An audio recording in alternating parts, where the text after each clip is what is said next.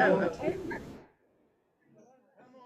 It's a great area, Oh, it's terrific. great area. Okay. Are you Sylvia Waxman? Yeah.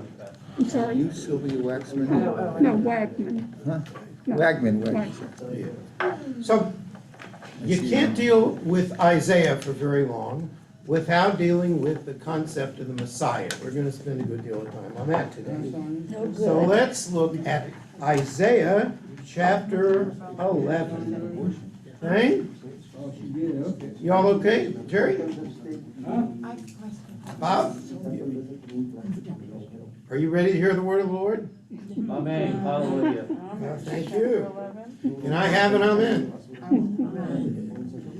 But a shoot shall grow out of the stump of Jesse.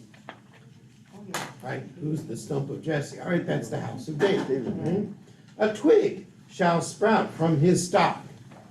The Spirit of the Lord shall alight upon him, a spirit of wisdom and insight, a spirit of counsel and valor, a spirit of devotion and reverence for the Lord. He shall sense the truth by his reverence for the Lord. He shall not judge by what his eyes behold, nor decide by what his ears perceive. Thus he shall judge the poor with equity, and decide with justice for the lowly of the land. He shall strike down the land with the rod of his mouth, and slay the wicked with the breath of his lips. Justice shall be the girdle of his loins, and faithfulness the girdle of his waist. The wolf shall dwell with the lamb, the leopard lie down with the kid, the calf, the beast of prey, and the fatling together with the little boy to herd them. The cow and the bear shall graze, their young shall lie down together, and the lion, like the ox, shall eat straw. A babe shall play over a viper's hole, and an infant pass his hand over an adder's den. In all of my sacred mount, nothing evil or vile shall be done, for the land shall be filled with devotion to the Lord, as water covers the sea. Yes. I don't normally do this, but I have an interesting story. For me, Louder. I used to go to, Rabbi Morgan had a series of interfaith dialogue. And we'd sit at a table with Muslims, Christians, and Jews. And the subject, one of the topics was the Messiah. And of course, everyone had a different opinion. And I went up afterwards, there was a pastor, evangelical pastor, and I said, please explain to me how Jesus can be the Messiah when it says that the Messiah needs to come from the house of David. And Jesus's father is God. He had no answer. Oh, my God. Yeah. He literally had no answer. He said, I'm gonna research it and get back to you. Oh, well, I can give you his answer, okay? I bet he never got back to you. And he did actually. Oh, he did it. And did he tell you about the beginning of the Gospel of Matthew? The Gospel of Matthew begins by tracing Jesus' lineage, not from the father, but from the mother. Yes, right? that was And his the answer. mother is descended from the house of David. Oh, That was his answer. Yes, that's it. But it was interesting. I That's it. totally stumped Yes, him. yes, He had yes. no Right. idea how to respond. So now you except he'd forgotten whatever he learned in seminary, right? Because he just hadn't gotten that question for a while. Yeah, so thinking of the house of David, right? You go back to 2 Samuel chapter 7, talks about David being settled in his palace and God granting him safety from all the enemies around him. And the prophet Nathan says, go do whatever you have in mind, and, because he's thinking about building the temple, right? And the same night, the word of the Lord came to Nathan, says, go and say to him, are you the one to build a house for me to dwell in? From the day I brought the people of Israel out of Egypt to this day, I have not dwelt in a house. I've moved about in tent and tabernacle, moved about wherever the Israelites went, Did I ever reproach any of the tribal leaders who I appointed to care for my people? No, and say, why have you not built me a house of cedar? To say, I've been with you and I will give you great renown, et cetera, et cetera. And yes, I will establish a house for you. And when your days are done and you lie with your fathers, I will raise up your offspring after you, one of your own issue, and I will establish his kingship.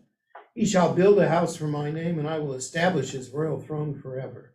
In other words, the son will build the temple, not father. Right? Solomon is the one who builds the temple.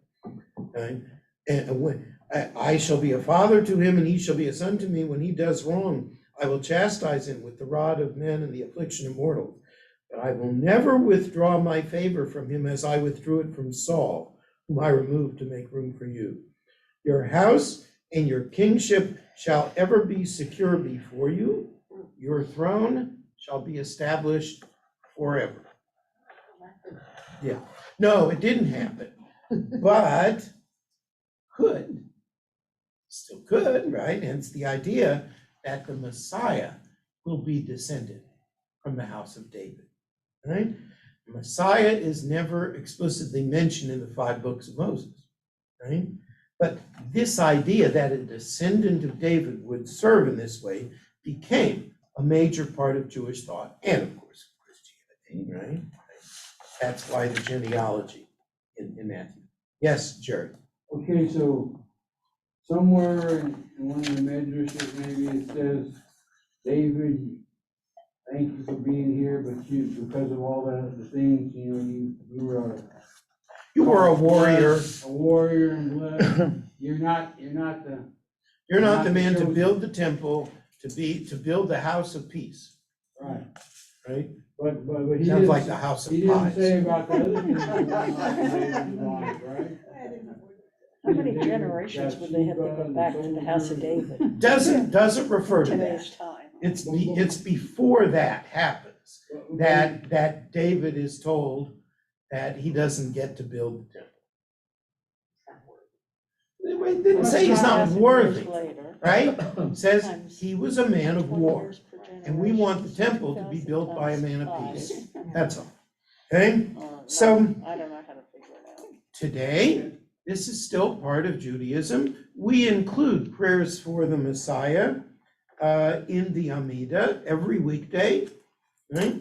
God should rebuild Jerusalem. That's number 1, right? And I have to say, I'm really glad God has been doing a mighty fine job of rebuilding Jerusalem, right? Just not the temple, but okay, fine with that, right? We talked about that before. Not a good idea, but okay, right? We're doing fine with Jerusalem. And then the second piece is Et Tzemach David. We're going to establish in it the throne of David, right?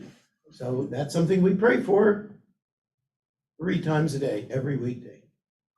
Yes. What would be problematic about building a 3rd temple, but not where the 2nd temple physically is? And who's going to tell you where you should do that?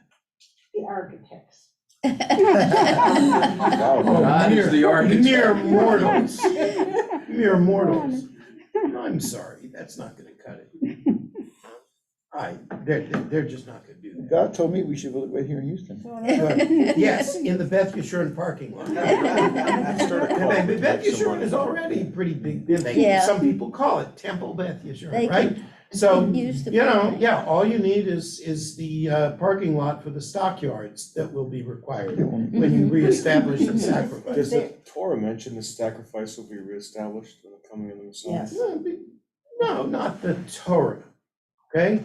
5 books of Moses just talk about the sacrificial system as it's going to be when the temple exists. I meant the Tanakh. But the temple, but the Torah never refers to the issue of Messiah.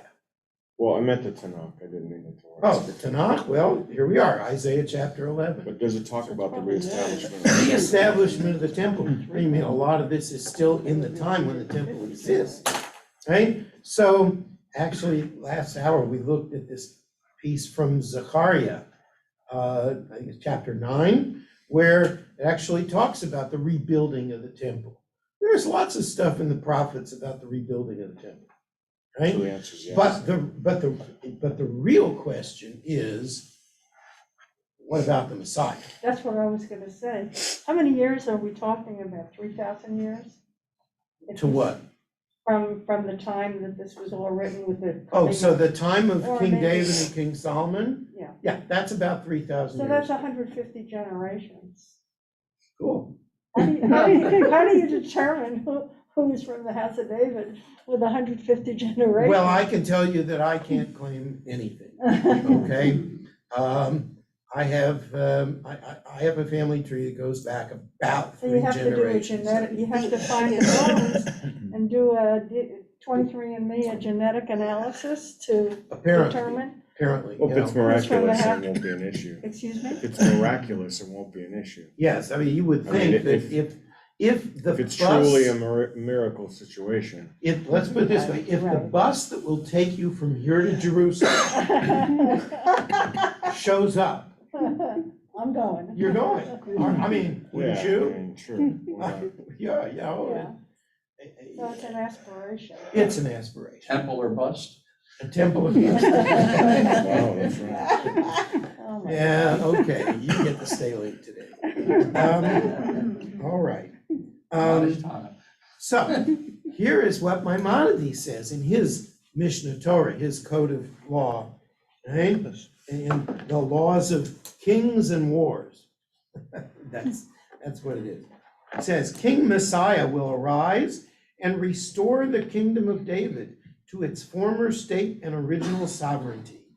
He who does not believe in a restoration or does not wait the coming of the Messiah denies not only the teachings of the prophets, but also those of the Torah of Moshe Rabbeinu. And he, of course, included this belief as one of the 13 principles of faith, which he said every Jew had to believe in order to be accepted into the world to come. Now, many of us learned that song, Ani Ma'amin B'emunah Shelema B'yad HaMashiach Mashiach Ani Ma'amin, right? V'yafal pi sheyit ma'meya, I can't hit the notes up there, but even though he tarry, you know, im kol zeh achakelo, even so, I will wait for him, right? Now, we learned that as kids, right? Now, I mean, you may have some doubts about that, right? That's okay. We love doubt. We're Jewish. But, you know, that's something we wrestle with, right? And for Maimonides, you absolutely had to believe in that. Maimonides, his 13 principles of faith, he said, if you don't believe in this, you don't get a share in the world to come, which is like the most insulting thing Maimonides could say to anybody. You don't get into the world to come. Yeah, but that's how important this belief is for him. So when did the thought of a messianic age come about rather than an actual person? Yeah, that was last Thursday. In Jewish history. In Jewish history. Which means not so long ago. So it's not Kabbalistic or anything. Well, that's more complicated, right? When you look at what Kabbalah has to say about it, Kabbalah certainly does not disagree with the belief in an individual Messiah. But they will often talk about it as if it were something that was like a joint effort, right? You know, in other words, God needs us to do certain things in order to make that time possible, right? And it'll come in stages, and you know, there's one great thing about believing in the coming of the Messiah. It gives you faith that eventually things will get better. No matter how bad they are today, they will get better, right? You know, tomorrow's another day. maybe the Messiah will fix it all up. Now, liberals and conservatives today, right? Liberals believe in progress, hence progressives, right? Liberals believe that we can make things better by changing things. Conservatives believe that we don't usually make things better by changing things. Our ancestors believed that the way to make things better was to restore the order of the past. Reestablish the house of David, reestablish the city of Jerusalem, reestablish the laws of the Torah as the laws for all the people, right? Maimonides believed that the Messiah would once again establish an independent Jewish people so that we could go back to fulfilling all the laws of the Torah. In other words, what will be what was. That's the aspiration. What will be what was. The progress is going backward. Right, because the Yeah. past is so idealized. Yeah. Right? So, if you have a problem with that, get in line. Because because a lot of us have problems with that. Right? But that's okay, right?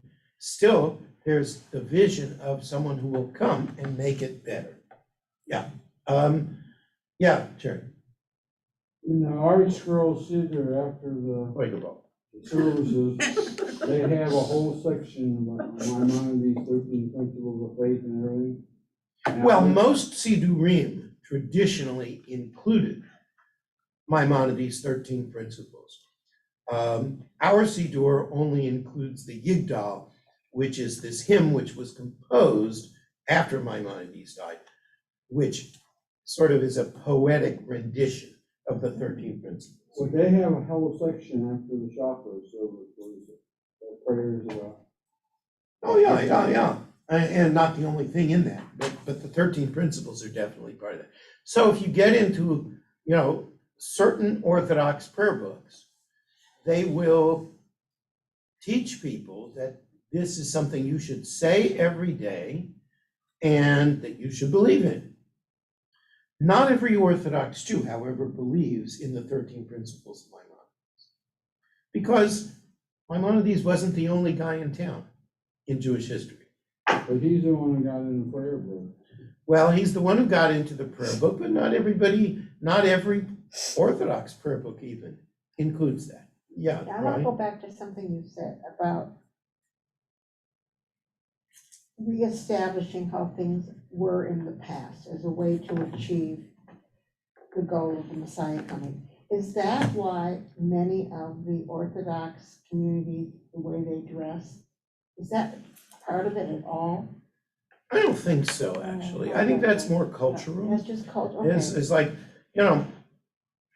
even the Haredim who dress like people who lived in Poland in the 18th century, even they will probably admit that that's not how Abraham dressed.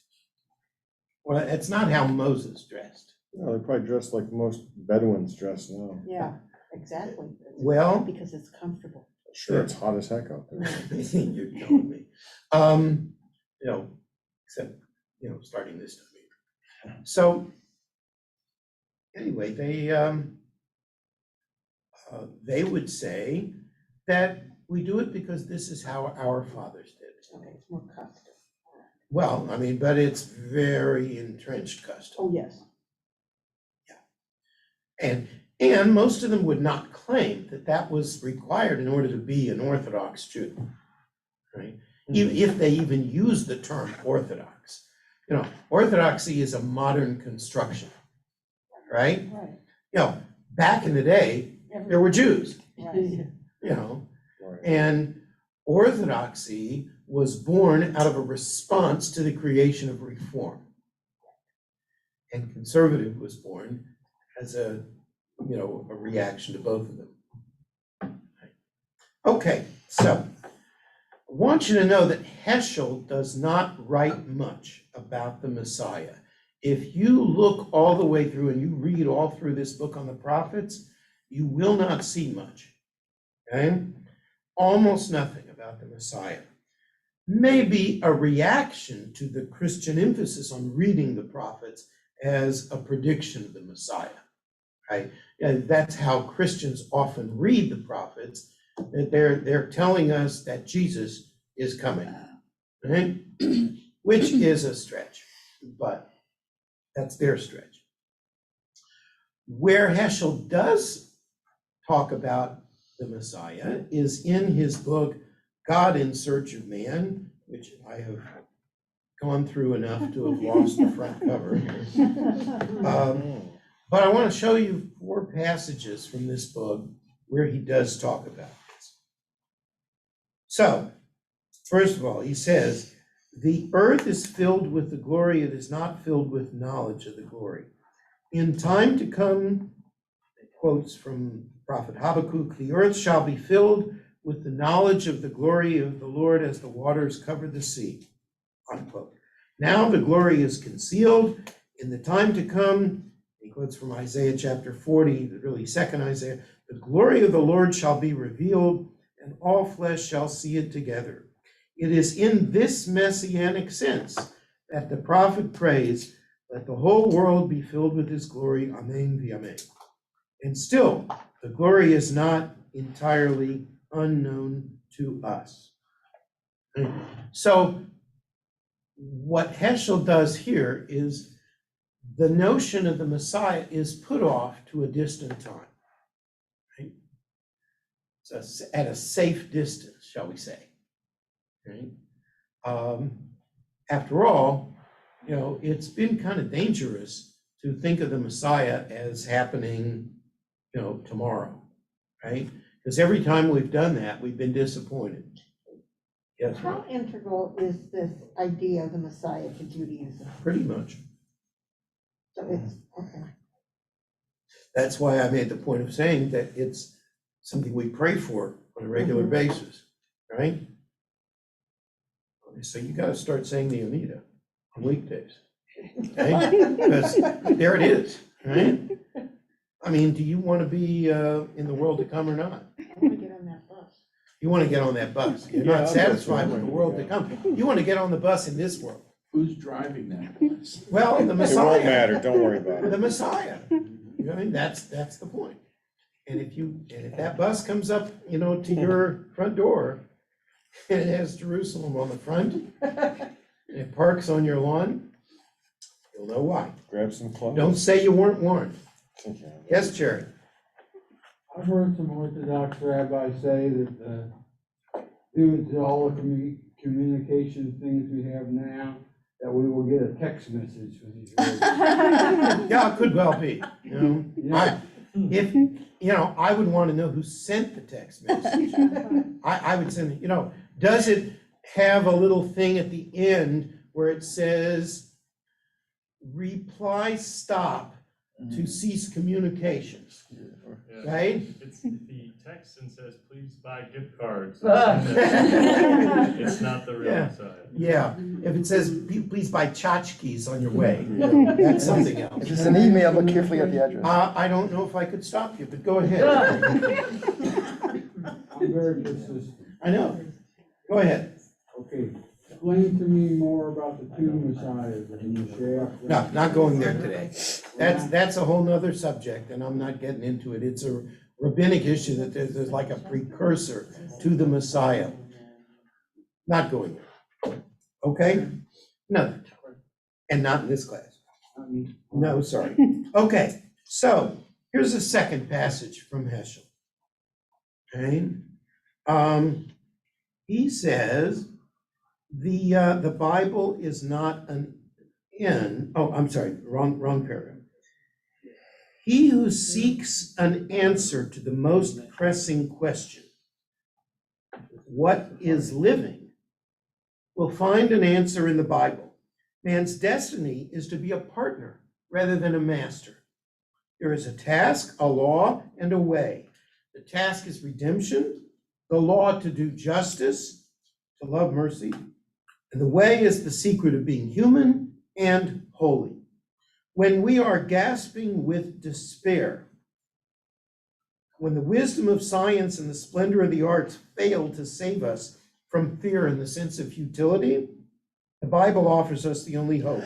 History is a circuitous way for the steps of the Messiah. Boy, what a mind Tesla had, huh? Jeez. This, by the way, English was his fifth language. Okay. Just saying. Yeah. Just so you know. Threw something together It's for you. rather poetic writing. Yeah. But, the prophets are talking about something that's going to happen in history. And the only question is it reachable history? Right? Are we going to get to see it? I'm not optimistic on that, but I'm hoping. I never give up hope. Okay. Yeah. If the Christians accept Jesus as the Messiah, and then the Messiah comes for the Jewish people, what kind of conflict is that gonna give rise to? It's gonna be a That's big what I worry conflict. about. Maybe. It's a big conflict. It talks Yeah. about the knowledge of God covering the earth. So, and also I think it's in Jeremiah where they lament and they grab onto the hem of the Jews' garment saying we were wrong. So it may, Really? yeah, Really? I think it's a Jeremiah if I remember. Yeah, I could be I'm wrong. not optimistic about them No. hanging on to the hem of the Well, garment. I'm just saying. I know, if it is some that's the way it supernatural- should be. And especially as a primary religion, much more, You know, much greater in terms of numbers. here is what theologians do. Theologians who, think through issues of faith, they come up with apologetic explanations for why things turned out differently from what they thought the scripture was telling them. Right? It's like, and Jews did this too, okay? So someone says that the Messiah is going to come in the year 5000, right? So, Right. obviously that didn't happen, right? We're in, 5782. Yeah. So, sorry, we missed that deadline. We must have miscalculated. Coming next Tuesday. Yeah, and the new calculation is next Tuesday, right? So, and then when Tuesday passes and the Messiah doesn't come, we say, let me check my figures again. Oh, wait. It's the following Tuesday, it's 10 o'clock. yeah. That's what theologians do. My guess is that if that ever happened, Christian theologians would do a turn. So it would not be a turn to say Judaism is right. Either it would be to say, even though this guy is doing miracles right and left, he's not the real Messiah, because he's Jewish after all. Or they would say, we have yet to see something. Yes, Lou? I heard a story once, and it's associated, I think it's associated with Martin Buber, but I'm not sure about that. That if the Messiah comes, he would like to ask him, so tell me, have you been here before? Yeah. Yeah. That's not the question I'm gonna ask. Took you so long? That's a much more Jewish Yeah. question, Yeah. right? That would Imagine be- the I like complaining that. that'll take place. What? Time, the thing, and he'll be out there like, I know. So, Oh my I was God. busy, I was It'll be in horrible. school, I had to get my He's gonna have to be the most PhD. patient human being in the history of man. Yeah, Do yes, the Eastern religions have anything that would consider to like the coming out? enlightenment, but it's not a personal Messiah, it's personal enlightenment. It's in you, the Messiah is in you. Okay? Yeah, it's really Um, interesting. Which, by the way, there's some overlap there. Because after all, aren't we partners in the effort to bring about the Messiah? Right, hopefully. So yeah, there are a lot of, and a lot of Jubus really can relate to that, right? Jewish Buddhists. Yeah. Oh. Okay? I've Jubas.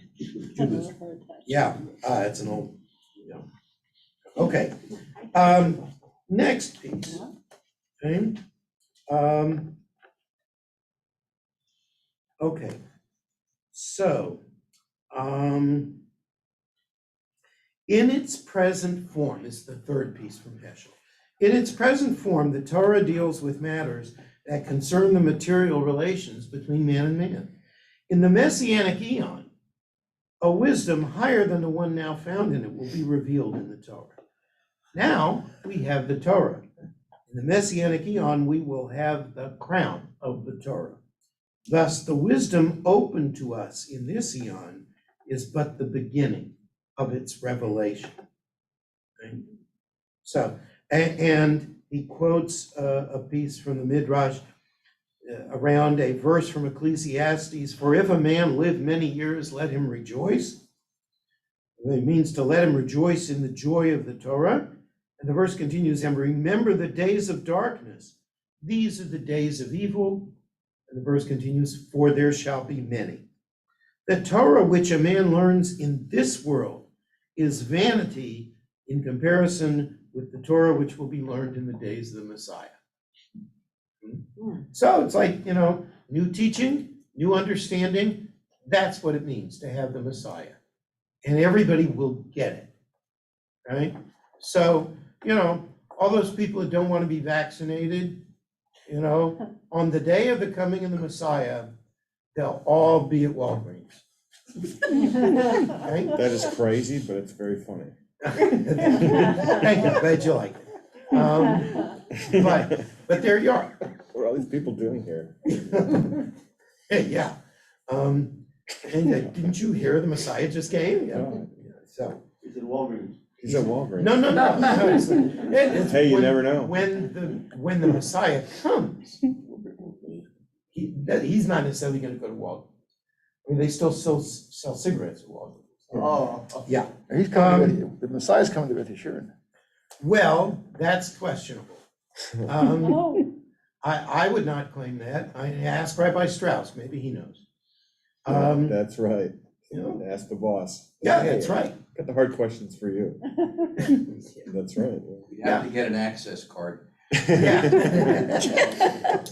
There are certain questions gonna you can jump the only fence. ask. He's gonna with jump the access. fence.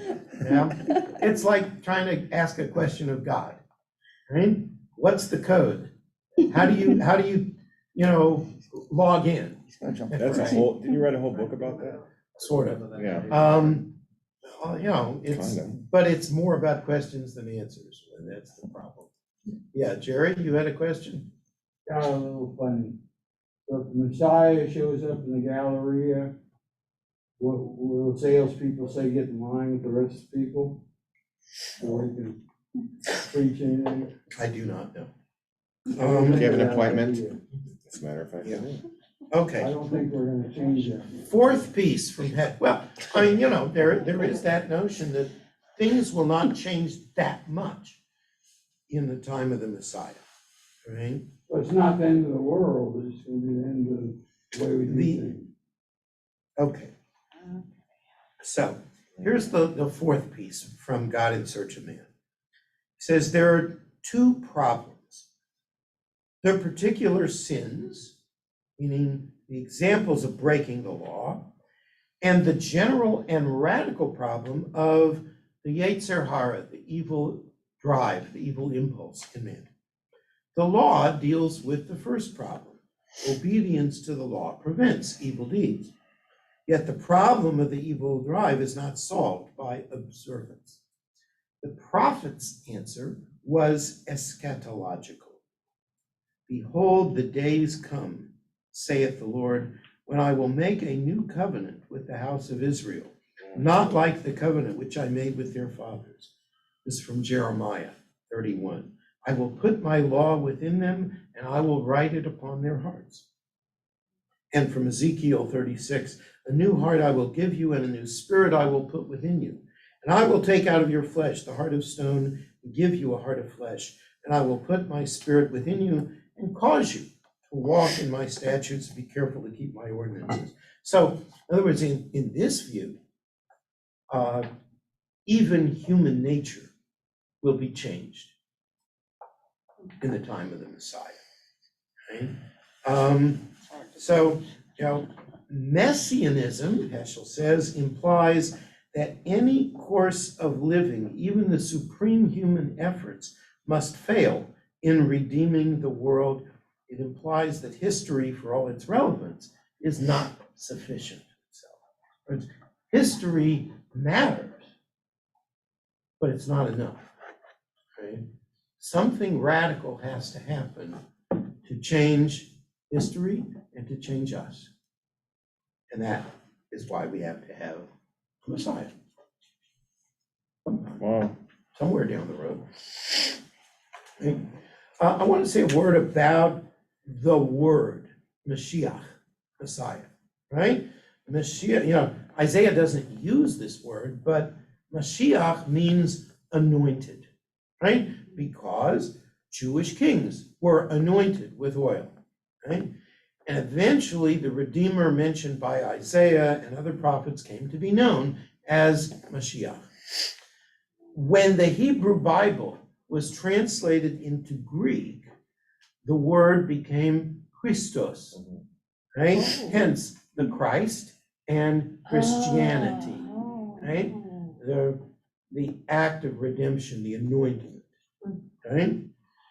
Now, why is redemption such a significant force in religion?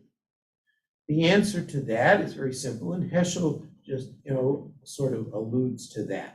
Sin has a big success story, right?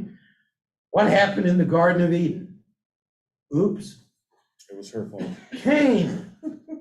Oops. It's a blame game. Yeah, the flood. Big oops, right? The patriarchs and matriarchs are not immune to this whole problem. Joseph's brothers sell him into slavery, right? Brothers, right? Boy. Even Moses sins once in a long while, right? And when you get to Israel, you get to the land of Israel, it's worse, right? Joshua, I told you about the book of Joshua. I warned you about that one, right? It's pretty bloody. Judges, what's the tagline at the end of Judges? Every man did what was right in his own eyes. Yeah. Not a compliment from the author, right? Samuel, King Saul goes mad, right? And also sins, right? King David. David sins too. Oh, yeah, oi. Right? Right. Yeah, Bathsheba, David and his sons, right? Good family man, right? Not so good. Right? King Solomon, oy vey. Worse. Because, 700 wives. 700 wives and 300 concubines. Yeah. He was Busy man. busy. Never got to some of them never even got to. I'm telling you, oy vey. All right? So we need a redeemer. We need a belief in a redeemer or redemption. That's what keeps us going. The idea that history does not have to repeat itself. We do not have to be sinful and stupid to boot, right? It's also true that when things get bad, that's when people will reach too far in approaching the dream of a redeemer, right? Because this is what happens in the 2nd century, in the time of Bar Kokhba, when things are bad under the Romans. So Bar Kokhba leads a rebellion, and he is treated as if he were the Messiah. And he loses, because the Romans are not going to be beaten. The Romans are way more powerful. A great army, yeah. Yeah, they're not morally so great, but Right. You know, Functionally. armies are won through something other than, armies win because they are better, they are more powerful, Right. and not necessarily because they are more moral, No. right? We want them to be more moral, maybe, especially towards us. This is how things got worse under the Romans after the Second Temple was destroyed in 70. Right? Or you can talk about Chabad and Menachem Mendel Schneerson, the 7th Rebbe. Right? Why is it that people would accept the idea that someone who was clearly a human being like others, albeit a very gifted one and a very learned one, why would they believe that he was the Messiah? Because they want to hope. I mean, that's kind of a. Well, okay, but let's talk about some specific factors. Did he change people? Well, he certainly changed his own people. He brought, he was the right hand to his father-in-law, the sixth Rebbe, who actually brought them from the old country to the new world, right? And set up shop in Crown Heights. I always like saying that because in near where I used to live in Oklahoma City, there was a neighborhood called Crown Heights. Oh, But there was no Rebbe there. It was just my high school, and the little drugstore, Crown Heights drugstore. But no Messiah and no Chabad either. And we didn't have Chabad in Oklahoma City when I was growing up, only much later. They had about 10 Jews. Really. Yeah, and what happens in the period right before Menachem Mendel Schneerson becomes the seventh Rebbe? Holocaust. Exactly, oh. right? He becomes the Rebbe in 1951, Yeah. while the Hasidic world is still kind of reorganizing itself.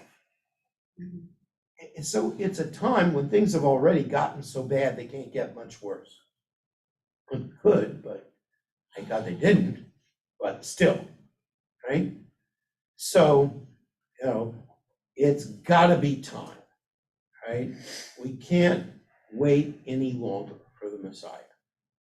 1951, 6 million of our people are dead, including a whole lot of the Hasidic world, right? Not that they all died, and they got busy and started replenishing each other, and so there are probably as many Hasidim in the world now as there were before the war. Probably more. Maybe, but and Chabad is probably a lot bigger than it ever was before the war, because they've been keeping busy. And also there's another factor. If you look at Chabad as a dynasty, okay, he's the seventh Rebbe, and he has no heir. Yeah, why is that? I've always found that very. Well, they had no children. They had no Well, he children? couldn't select someone? Theoretically, he could have. There's a reason why he didn't. What is the reason? The reason is that he believed that the Messiah was The last Rebbe. ready to come, He was the last Rebbe. and that he would be the last Rebbe, right? Mm. So, when you put that kind of gravitas on the history of your own little movement, the movement of Chabad, right?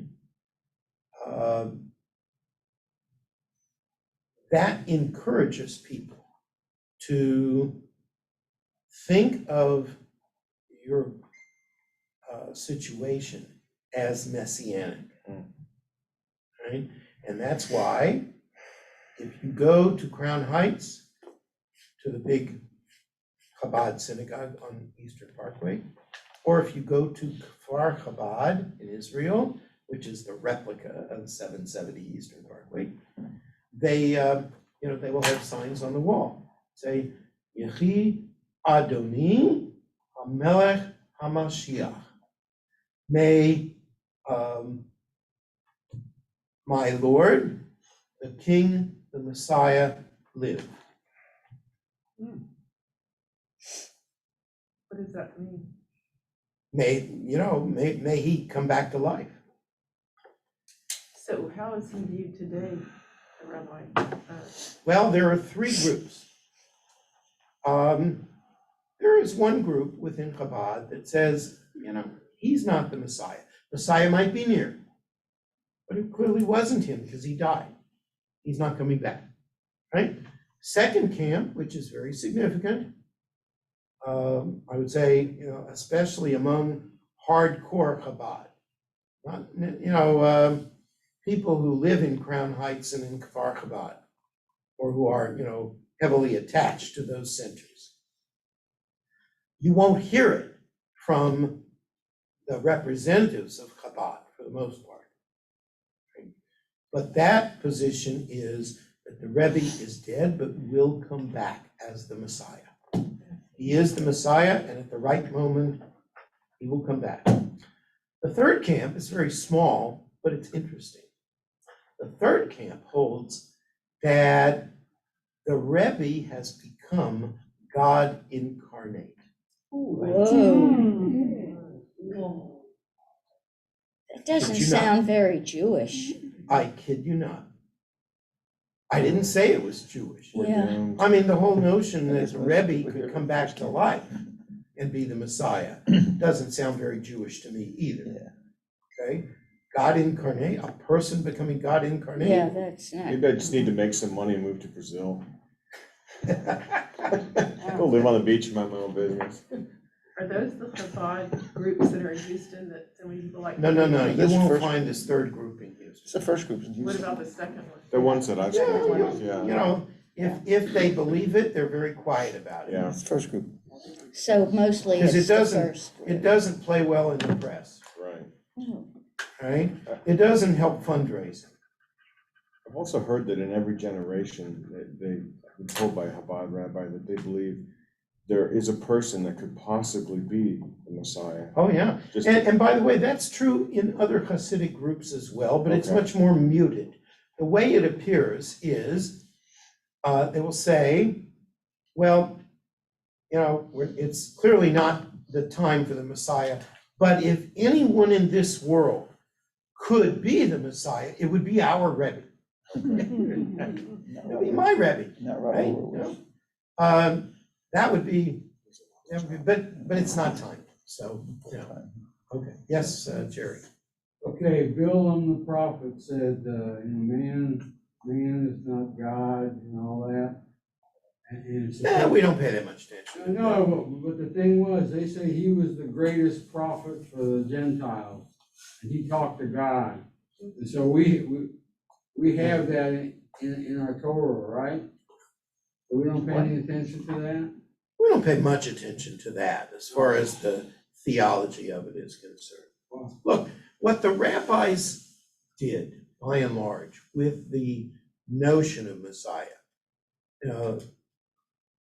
was to make the purpose of religious life not getting to salvation, but constant sanctification, constantly making life holy.